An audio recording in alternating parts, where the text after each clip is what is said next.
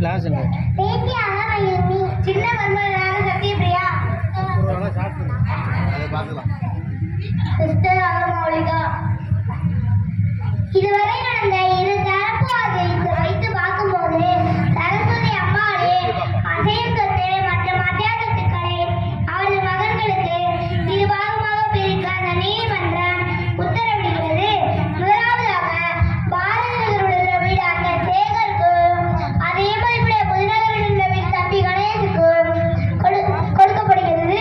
சரஸ்வதி அம்மாளே பரம்பரை விவசாயம் அண்ணன் சேகருக்கும் அதே மதிப்புடைய கோட்டூர் பண்ணையம் தம்பி கணேசுக்கும் பிரித்து கொடுக்கப்படுகிறது.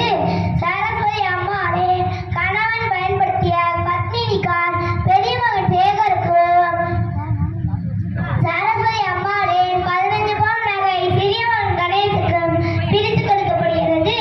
ஏனெனில் சரஸ்வதி அம்மாளே பெயரில் ரூபாய் 5 லட்சம் ரூபாய் யாருக்கும் பிரித்து கொடுக்கப்படாது. ஏனெனில் அதில் வரும் வருமானம் அவரது இறுதி காலத்திற்கு கை கொடுக்கும் என நீதிமன்றம் கருதுகிறது. மிஸ்டர் சேகர், மிஸ்டர் கணேஷ் 2 பேர்ல யாருங்கம்மா பாத்துக்க போறீங்க? ஐயா, நான் தாங்க எங்க வீட்டு முத்தப்பில எங்க அம்மாவை கடைசி வரைக்கும் நானே வச்சு பாத்துக்கிறேங்க ஐயா.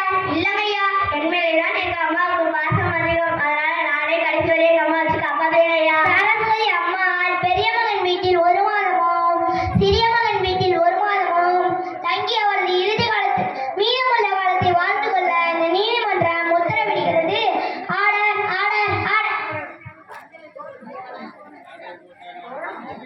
போனா போனா என்ன பாரு, ஜாஸ்தியோட பாரு. அத்தை, அத்தை, வாங்க அத்தை. நல்லா இருக்கீங்களா?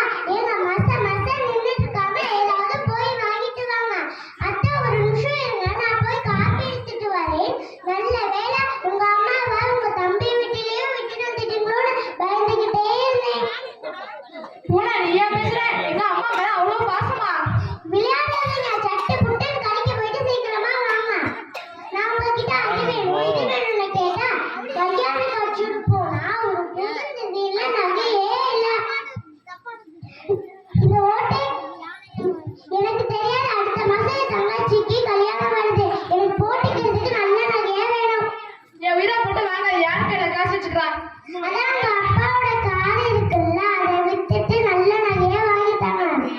ஏய், அந்த காரு எங்க அப்பா ஞாபகமா இருக்குமா? இல்லை, அது எங்க அப்பாவோட கௌரவம். அதை பேருக்கு செய்ய. அப்ப ஏன் கௌரவம் மட்டும் பேசுறது இல்ல? அப்ப நான் ஒரு மனுஷியாவே நினைக்கிறேன். அது கார் இல்லம்மா, அவருடைய 40 வருஷம் உழைப்புல வாங்கினது. எதை வச்சு வாழ்றான் என்பது இல்லம்மா, எப்படி வாழ்றான் என்பதான் வாழ்க்கை. சேகரே, அந்த காரை விற்க வேண்டாம்யா. இந்த பேங்க்ல இருந்து பணத்தை எடுத்து ஒரு பொண்டாட்டிக்கு நல்ல நகையா வாங்கி கொடியா. இதெல்லாம் வேணா, ஒண்ணும் வேணாம். நீ என் புள்ளப்பா, என் முகம் மாடுனா என்னால் தாங்க முடியாதுப்பா. இந்த பேங்க்ல இருந்து பணத்தை எடுத்து பூனாவுக்கு நல்ல நகையா வாங்கி கொடியா. ஆராரோ ஆரிராரோ பாடியதாரோ. அம்மா, பாட்டு வாங்க. என்ன அம்பிகா, நல்லா இருக்கியா? ஜனனி குட்டி எப்படி இருக்க? அம்பிகா, அம்மா வந்திருக்காங்க, வாங்க. முட்டாணி குறைஞ்சா போயிடுவேன். உங்க அம்மா பண்ற வேலைக்கு இது ஒண்ணு தான் குறைச்சேன். என்னப்பா கணேஷ், அம்பிகா ஏன் இவ்வளவு கோவமா இருக்கா? இந்த இன்டீரியர் ஒர்க்கெல்லாம் பண்ணி இந்த வீட்டை மாத்திரம் நினைச்சிட்டு இருந்தேன். நீ என்னன்னா எல்லா பணத்தையும் மூத்தவன் கிட்டே கொடுத்துட்டேன். இல்ல உன் மனசுல நீ என்னதான் நினைச்சிட்டு இருக்க? மூத்தவன் மட்டும் தான் உன் பிள்ளையா? அப்ப நான் இல்லம்மா. அம்பிகா, அம்மாவுக்கு இந்த ரூமை கொஞ்சம் ரெடி பண்ண முடியும். இருக்கிறது 2 ரூம். ஒண்ணு நாம யூஸ் பண்றோம், இன்னொன்னு கெஸ்ட் யாராவது இருந்தா யூஸ் பண்ண வச்சுக்கிறோம். உங்க அம்மாவை ஹாலிலே தரணும்னு சொல்லுங்க. சரி, இன்னும் யாராவது இருந்தா ஹாலில் தானே தங்க வச்சாகணும். அதனால இப்ப இருந்து ஹாலில் தங்கட்டும்.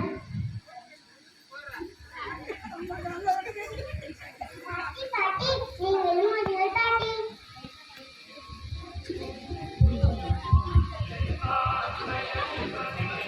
மொட்டை மாடியில துணி காயுது, போய் எடுத்துக்கிட்டு வாங்க. ஜனனி, எத்தனை வாட்டி சொல்லி